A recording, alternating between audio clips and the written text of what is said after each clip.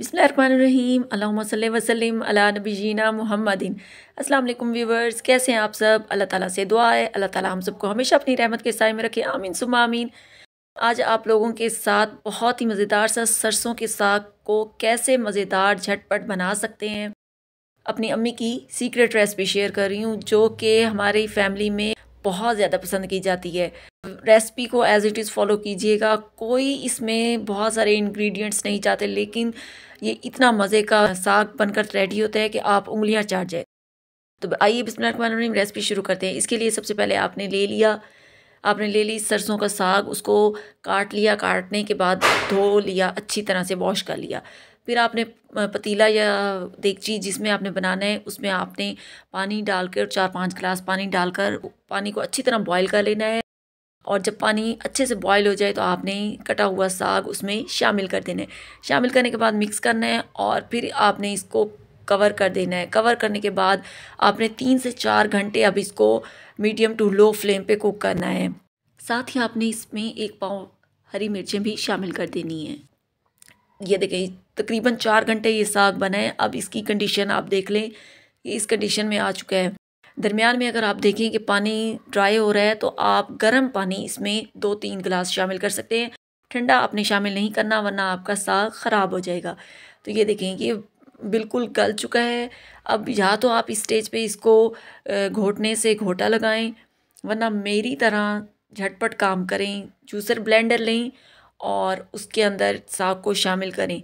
शामिल करने के बाद पानी आपने शामिल नहीं करना, जो इसके अंदर पानी है उसी के साथ हम इसको ब्लेंड करेंगे। और पल्स मोड पे आपने जस्ट 1-2 दफ़ा इसको ब्लेंड करना है, ज़्यादा इसको ब्लेंड नहीं करना वरना बिल्कुल ये मैश हो जाएगा और आपको अच्छा फ्लेवर नहीं देगा।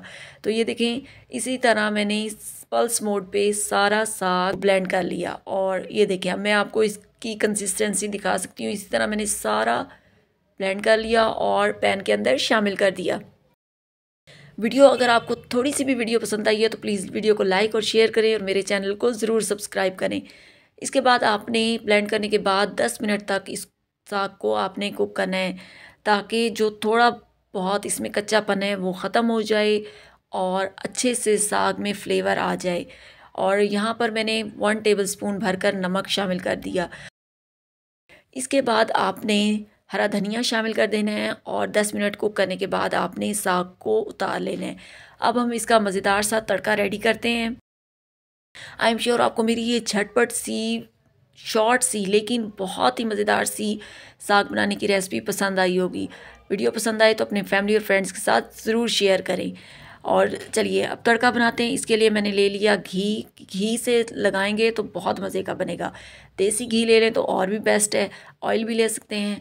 जैसे ही ऑयल गर्म हो, घी गर्म हो, आपने उसमें चॉप किया हुआ लहसुन शामिल कर देना है। और कोई चीज़ हम इसमें शामिल नहीं करेंगे, जस्ट लहसुन का ही गार्लिक का तड़का लगाएंगे, लेकिन बहुत मज़े का साग बनकर रेडी होता है।